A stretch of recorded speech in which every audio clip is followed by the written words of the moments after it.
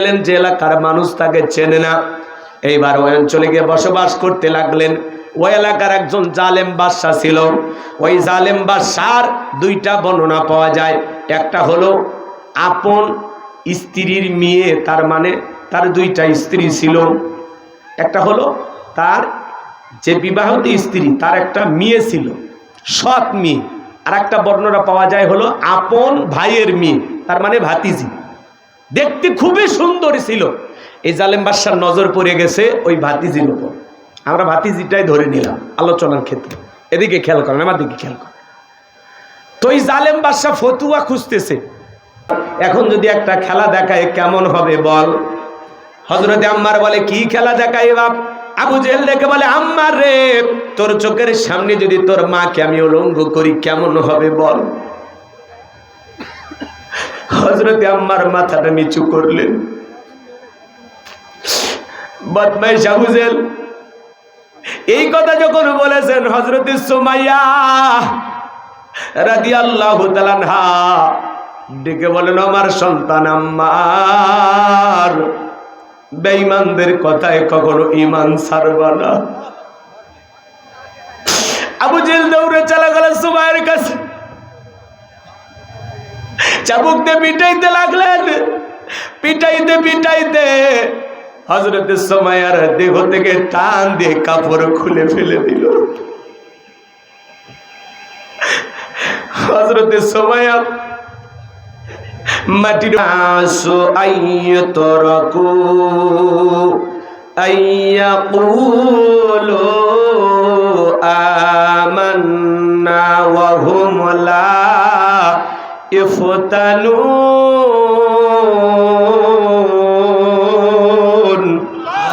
আমার আল্লাহ রাব্বুল আলামিন বলেন, মানুষেরা কি মনে করেছে ঈমান এনেছে কথা বললে তাদেরকে অব্যাহতি দেওয়া হবে, তাদেরকে ছেড়ে দেওয়া হবে, তাদের কি পরীক্ষা করা হবে না। ঈমান এনেছি এ কথা বললেই কি আমি তাদেরকে ছেড়ে দেব?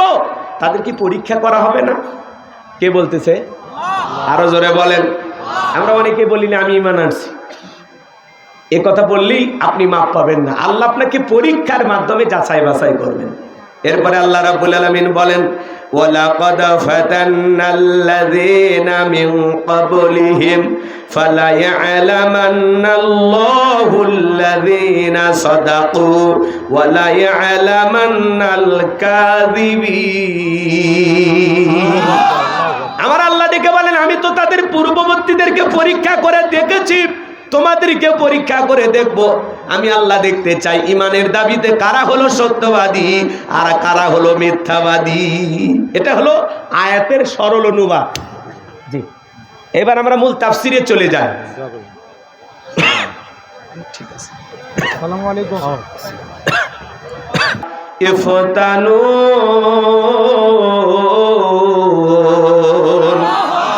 আমার আল্লাহ রাব্বুল আলামিন বলেন, মানুষেরা কি মনে করেছে ঈমান এনেছি এ কথা বললেই তাদেরকে অব্যাহতি দেওয়া হবে, তাদেরকে ছেড়ে দেওয়া হবে, তাদেরকে আমি আল্লাহ পরীক্ষা করব না।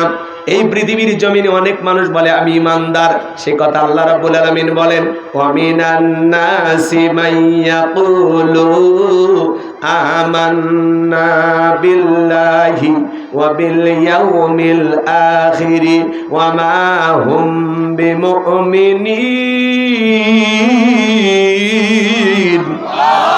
সূরা বাকারার ৮ নম্বর আয়াত। আল্লাহ তাআলা ডেকে বলেন, মানুষের মধ্যে এমন কতক লোক পাওয়া যাবে যারা বলবে আমরা আল্লাহ বিশ্বাস করি, পরকাল বিশ্বাস করি। আমার আল্লাহ ডেকে বলেন, এরপরে ওরা মুমিন নয়। এরপরে তারা প্রকৃত মুমিন হতে পারবে না। মুখে মুখে বলে আমরা আল্লাহ বিশ্বাস করি, পরকাল বিশ্বাস করি, কিন্তু আল্লাহ বলেন ওয়ামা হুম বিমুমিনিন, এরা মুমিন নয়। এরা কি নয়? এজন্য আল্লাহ তাআলা বলেন, আহাসিবান নাসু আইয়ুতরাকু আইয়াকুলু আমান্না ওয়া হুম লা ইফতানুন। আমার আল্লাহ ডেকে বলেন, মানুষেরা কি মনে করেছে ঈমান এনেছে কথা বললে তাদেরকে ছেড়ে দেওয়া হবে, আমি কি তাদেরকে পরীক্ষা করব না? এরপরে আল্লাহ রাব্বুল আলামিন বলেন ওয়ালাকাদ ফাতান্নাল্লাযীনা মিন ক্বাবলিহিম ফালায়া'লামান্নাল্লাহুল্লাযীনা সাদাকু ওয়ালা ইয়া'লামান্নাল কাযিবিন। আমি আল্লাহ রাব্বুল আলামিন তাদের পূর্ববর্তীদেরকে পরীক্ষা করেছি, আমি তোমাদেরকে পরীক্ষা করব। পরীক্ষার মাধ্যমে আমি আল্লাহ তাআলা জেনে নেব ঈমানের দাবিতে কারা সত্যবাদী কারা মিথ্যাবাদী। এই পৃথিবীর জমিনে অনেক মানুষকে আল্লাহ পরীক্ষা করেছেন। আমার ভাইয়েরা, আমার আলোচনার বিষয় হলো ঈমানের পরীক্ষা। ঈমানের পরীক্ষা কত কঠিন, কতটা ভয়ঙ্কর জানেন? দিল দিয়া কথাগুলো বুঝবেন বাজান। ঈমান এনেছি তালে তাল মিলালে মুসলমান হওয়া যায় না। ঈমানের পরীক্ষা দিয়ে পরীক্ষাতে উত্তীর্ণ হয়ে আপনাকে জান্নাতে যেতে হবে। নিজেকে যদি মুমিন দাবি করেন, আপনাকে পরীক্ষা দিয়ে উত্তীর্ণ হয়ে জান্নাতে যেতে হবে। যখন বলবেন, আপনি নিজেকে বলবেন আমি ঈমানদার, আল্লাহ বলেন ইন্নাল্লাযীনা ক্বালু রাব্বুনা আল্লাহ, নিশ্চয়ই যারা বলে আমাদের রব আল্লাহ, সুম্মা ইসতাকামু, আমি আল্লাহ তাআলা বলি তাদেরকে ইস্তেকামাত থাকতে হবে, অবিচল অটল থাকতে হবে, ভেঙে পড়া যাবে না। আপনি যদি বলেন আল্লাহ আমার রব, আল্লাহ আমার রব, এই কথা যখন আপনি স্বীকার করবেন তখন আপনার উপরে মামলা আসবে, হামলা আসবে, নির্যাতন আসবে, জেল জুলুম আসবে। হাজারো নির্যাতন জুলুম সহ্য করে আপনাকে আমাকে টিকে থাকতে হবে। ঈমানের পথ থেকে এক ইঞ্চি সরে যাওয়া যাবে না। কথা বলেন ঠিক কিনা? কিভাবে পরীক্ষা হয় দেখেন আমার ভাইয়েরা। এই পৃথিবীর জমিনে অসংখ্য নবী রাসূলকে আল্লাহ তাআলা পাঠিয়েছেন, তাদের উম্মতদেরকেও যেমন পরীক্ষা করা হয়েছিল। লোহার করাত দিয়ে চিরে দুনিয়ার জমিন থেকে বিদায় করে দেওয়া হয়েছে। লোহার চিরুনি দিয়া দেহ থেকে বস্তুগুলো আলাদা করা হয়েছে। এরপরেও তারা ঈমান থেকে 1 ইঞ্চি সরে যায়নি। বলুন আল্লাহু আকবার। আল্লাহর নবী জাকারিয়া আলাইহিস সালামকে ইহুদিরা মিথ্যা অপবাদ দিয়ে পয়গম্বরকে ধাওয়া করেছিলেন। আল্লাহর নবী জাকারিয়া আলাইহিস সালাম দৌড়াইতে দৌড়াইতে ক্লান্ত হইয়া একটা গাছের কাছে সাহায্য চাইলেন। গাছটা ফাঁক হয়ে গেল। আল্লাহর নবী জাকারিয়া আলাইহিস সালাম গাছের ভিতরে প্রবেশ করলেন।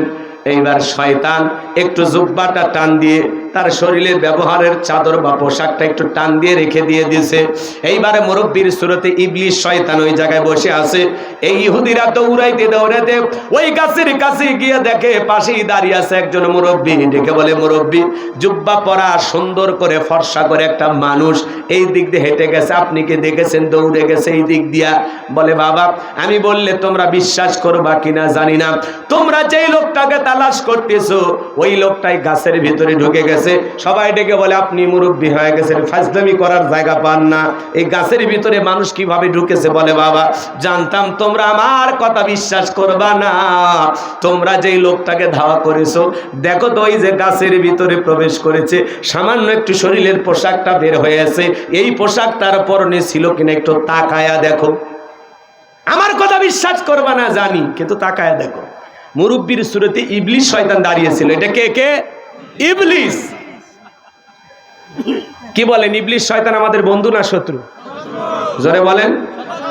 প্রকাশ্যে দুশমন হলো ইবলিস শয়তান। ইবলিস আমাদের বন্ধু না, ইবলিস হলো আমাদের কি? দুশমন, প্রকাশ্য দুশমন। এদিকে খেয়াল করেন তো। এইবার সমস্ত ইহুদিরা তাকায় দেখে, কথা তো সত্য, এরকম পোশাকই তো তার পরনে ছিল। তখন বলতেছে, মুরব্বি, আপনার কথা মনে হয় সত্য, এই কাপড়ই তো তার পরনে ছিল। তখন বলতেছে, বাবা, আমি মুরব্বি হয়েছি, আমি কেমনি মিথ্যা কথা বলবো? নাউজুবিল্লাহ। শয়তান কত বড় খারাপ, ও নাকি সত্যবাদী। তখন বলতেছে, মুরব্বি, আপনি একটা বুদ্ধি বের করে দেন, এই লোকটাকে গাছের ভিতর থেকে কেমনে বের করবো? বের করার বুদ্ধি নাই, তবে লোকটাকে যদি তোমরা সাইজ করবে চাও সেই বুদ্ধি আমার কাছে আছে। কোথায় সাইজ করার বুদ্ধি দেন? তখন বলতেছে, একটা লোহার করাত নিয়ে আসো, নিয়ে এসে গাছটাকে কি করো? মাঝখান দিয়া চিরে ফেলে দাও। যেমন কথা তেমনি কাজ। লোহার করাত নিয়ে আসা হলো। লোহার করাত নিয়ে আসার পরে এইবার ইহুদির বাচ্চারা গাছ যখন কাটা শুরু করে দিল, ওই লোহার করাত যখন পয়গম্বরের মাথার নিকটবর্তী এসে গেছে, আল্লাহর পয়গম্বর জাকারিয়া আলাইহিস সালাম এইবার কান্না শুরু করে দিল। আল্লাহ তাআলাকে ডেকে বলেন, আল্লাহ দৌড়াইতে গিয়ে হঠাৎ করে আমি গাছের কাছে সাহায্য চেয়েছি, আল্লাহ এখন বুঝি ওরা লোহার করার দিয়ে গাছটা কেটে আমাকেও দুখণ্ডিত করে ফেলে দেবে। একমাত্র আপনিই পারেন আমাকে বাঁচাইতে। আমার আল্লাহ ডেকে বলে, পয়গম্বর আমার কাছে আর সাহায্য চেয়ে কোনো লাভ হবে না। তুমি যখন ইহুদিদের ধাওয়া খেয়ে দৌড়াইতেছিলে, ওই সময় যদি আমি আল্লাহ তাআলার কাছে সাহায্য চাইতে, তুমি যত জোরে দৌড়াও, দৌড়াইতে গিয়ে তুমি যদি ক্লান্ত হয়ে যাও, আমি আল্লাহ তাআলা তোমার পায়ের সাথে কুদরতের পা লাগায় দিতাম। ইহুদিরা কোশ্চিন কালে তোমাকে ধরার সম্ভাবনা ছিল না, কিন্তু তুমি গাছের নিকট সাহায্য চেয়েছো পয়গম্বর, আর চিৎকার মেরে লাভ হবে না। তোমার ভাগ্যের পরিণতি এই আছে, ওরা লোহার করাত দিয়ে চিরে ফেলতে পারে, একবার শব্দ করা যাবে না। যদি করো নবুয়তের দপ্তর থেকে তোমার নামটা কেটে বাদ দেওয়া হবে। আল্লাহর পয়গম্বর ওই অবস্থায় দাঁড়িয়ে থাকলেন, লোহার করাত দিয়ে জালেমেরা ইহুদিরা চিরে আল্লাহর নবী জাকার আলাইহিস সালামকে দুই টুকরা করে ফেলে দিল। এরপরে পয়গম্বর শব্দ করলেন না। পয়গম্বরের সন্তান ছিলেন, নাম হলো ইয়াহইয়া আলাইহিস সালাম। বাবার দুই খণ্ডিত লাশ নিয়ে চোখের পানি ছেড়ে দেখা দেয় আর বলে, ইহুদিরা রে, আমার বাবার সাথে তোমরা এমনটা করতে পারলা, আমি আর তোমাদের এলাকায় থাকবো না। হযরত ইয়াহইয়া আলাইহিস সালাম বাবাকে দাফন করার পরে চলে গেলেন এমন একটি অঞ্চলে, চলে গেলেন যে এলাকার মানুষ তাকে চেনে না। এইবার ওই অঞ্চলে গিয়ে বসবাস করতে লাগলেন। ওই এলাকার একজন জালেম বাদশা ছিল। ওই জালেম বাদশার দুইটা বর্ণনা পাওয়া যায়। একটা হলো আপন স্ত্রীর মেয়ে, তার মানে তার দুইটা স্ত্রী ছিল। একটা হলো তার যে বিবাহিত স্ত্রী, তার একটা মেয়ে ছিল, সৎ মেয়ে। আর একটা বর্ণনা পাওয়া যায় হলো আপন ভাইয়ের মেয়ে, তার মানে ভাতিজি। দেখতে খুবই সুন্দর ছিল। এই জালেম বাদশার নজর পড়ে গেছে ওই ভাতিজির উপর। আমরা ভাতিজিটাই ধরে নিলাম আলোচনার ক্ষেত্রে। এদিকে খেয়াল করেন, আমার দিকে খেয়াল করেন। তো এই জালেম বাদশা ফতুয়া খুঁজতেছে যে আমাকে এমন একটা ফতুয়া দাও যে চাচা হয়ে আপন ভাতিজিকে বিবাহ করা জায়েজ। এই ফতুয়াটা লিখে দাও। কার কাছে গেছে জানেন? ইয়াহইয়া আলাইহিস সালামের কাছে, যে আপনি শুধু এই ফতুয়াটা লিখে দেন। আল্লাহর নবী ইয়াহইয়া আলাইহিস সালাম বলতেছেন, না, আমি কখনো এইরকম ফতুয়া লিখে দিতে পারবো না, এটা হারাম, অবৈধ। আমার পক্ষে এরকম ফতুয়া লিখে দেওয়া কখনোই সম্ভব নয়। এইবারে জালেম বাদশা ডেকে বলা, শোনো, বেশি বাড়াবাড়ি করো না, যদি বাড়াবাড়ি করো পরিণাম ভালো হবে না। আমার মনের খায়েশাত যদি না মেটে, আমি কিন্তু তোমার কাল্লাটা দেহ থেকে ফেলায় দেব। আল্লাহর নবী ইয়াহইয়া আলাইহিস সালাম ডেকে বলে, জালেম বাদশা, দেহ থেকে কাল্লা আলাদা করে ফেলে দিতে পারো, কিন্তু তারপরে আমি লিখে দিতে পারবো না আপন চাচা হয়ে ভাতিজিকে বিবাহ করা জায়েজ, এই কথা আমি লিখে দিতে পারবো না। আজকেও সমাজে দেখবেন বাজান ফতুয়া দিক সেদিক করে, টাকার কারণে আছে না নাই? টাকা যেই দিকে ওদের ফতুয়া সেই দিকে। টাকার জোরে বৈধকে অবৈধ বলে ফতুয়া দেয়, অবৈধকে বৈধ বলে চালিয়ে দেয়। কথা বলেন ঠিক কিনা? কিন্তু দেখেন তাদের ঈমান কেমন ছিল বাজার। লম্বা আলোচনা আমি লম্বা করবো না, সংক্ষিপ্ত করে আপনাদের উদ্দেশ্যে বলে দিয়ে যায়। এইবার জালেম বাদশার লোকেদেরকে দিয়া আল্লাহর নবী ইয়াহইয়া আলাইহিস সালামকে আটক করা হলো। ডেকে বলে, পয়গম্বর, যদি ফতুয়া লিখে দাও তোমাকে ছেড়ে দেওয়া হবে, পুরস্কৃত করা হবে। আর যদি ফতুয়া না লিখে দেওয়া হয়, আমি জল্লাদকে ডেকে এক কবে দেহ থেকে কাল্লাটা ফেলে দেব। এই অবস্থায় আল্লাহর নবী দাঁড়িয়ে থাকলেন। জালেম বাদশা আর ইয়াহইয়া আলাইহিস সালামের ভাগ্যের পরিণতি কি হয় আপনারা কি পুরো আলোচনাটা শুনবেন? কারা কারা শুনতে আগ্রহী দুইটা হাত তুলে আল্লাহকে দেখা। লিল্লাহে তাকবীর, লিল্লাহে তাকবীর। এই জন্য আল্লাহ রাব্বুল আলামিন বলেন, আহাসিবান নাসু আইয়ুতরাকু আইয়াকুলু আমান্না ওয়া হুম লা ইফতানুন।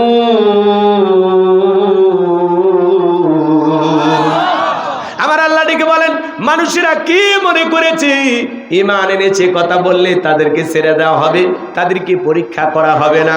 এ বাজান, যুগে যুগে নবী রাসূলদেরকে যেমন পরীক্ষা করা হয়েছে, উম্মতদেরকে পরীক্ষা করা হয়েছে, বিশ্ব নবীর সাহাবীদেরকে পরীক্ষা করা হয়েছে।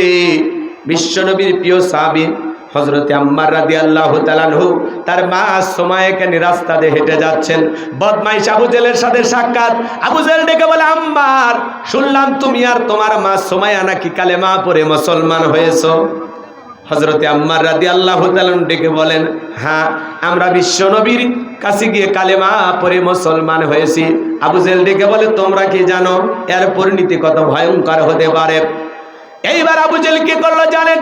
হযরতে আম্মার রাদিয়াল্লাহু তাআলা আনহু এবং তার মা সুমাইয়াকে দুইটা খুঁটির সাথে বাঁধলেন। আমার ভাইয়েরা, এইবার আবু জেহেল আম্মারের কাছে যা বলে, আম্মার, এখন যদি একটা খেলা দেখায় কেমন হবে বল। হযরতে আম্মার বলে, কি খেলা দেখাই বাপ? আবু জেহেল দেখে বলে, আম্মার রে, তোর চোখের সামনে যদি তোর মাকে আমি উলঙ্গ করি কেমন হবে বল। হযরতে আম্মার মাথাটা নিচু করলেন। বদমাইশ আবু জেহেল এই কথা যখন বলেছেন, হযরতে সুমাইয়া রাদিয়াল্লাহু তাআলা আনহা ডেকে বলেন, আমার সন্তান আম্মার, বেঈমানদের কথায় কখনো ঈমান ছাড়বা না। আবু জেহেল দৌড়ে চলে গেল সুমাইয়ার কাছে, চাবুক দিয়ে পিটাইতে লাগলেন। পিটাইতে পিটাইতে হযরতে সুমাইয়ার দেহ থেকে টান দিয়ে কাপড় খুলে ফেলে দিল। হযরতে সুমাইয়া মাটির উপরে পড়ে গেল। আবু জেহেল ডেকে বলে, যুবকের দল, আম্মারের মাথাটা উঁচু করে তুলে ধরো। ও একবার ওর মার দিকে তাকাক। হযরতে আম্মার রাদিয়াল্লাহু তাআলা মাথা যখন উঁচু করে তুলে ধরাগুলো, মনে মনে ডেকে বলে, আল্লাহ, এই দৃশ্য দেখার আগে জমিনটা যদি ফাঁক হয়ে যেত, আমি জমিনের ভিতরে চলে যেতাম, তাও ভালো ছিল। চিন্তা করেন বাজার, যুবক সন্তান ঐতিহাসিক কোন বর্ণনা করেছেন, তখন আম্মারের বয়স 18 থেকে 22। যুবক ছেলের সামনে মাকে উলঙ্গ করা হয়েছে। হযরতে সুমাইয়া পরে থেকে ওই পজিশন থেকে সন্তানকে ডেকে বলে, আম্মা, বেঈমানদের কথায় কখনো ঈমান ছাড়বা না।